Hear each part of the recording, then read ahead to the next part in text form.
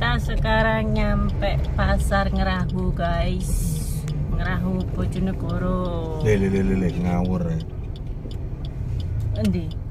Sopo sing ngawur? Telek. Ya ta, seneng deh. Payu seneng deh.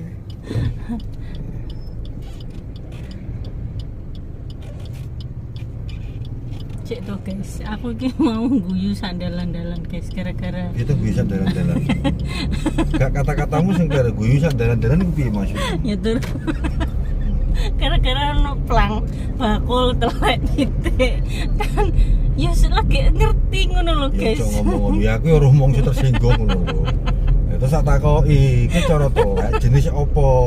Sapi, pitik, atau wedhus? Masih maksud ini jembatan Ngerahu. Kok ono bakul telek pitik ngono lho aku kan. Astagfirullah.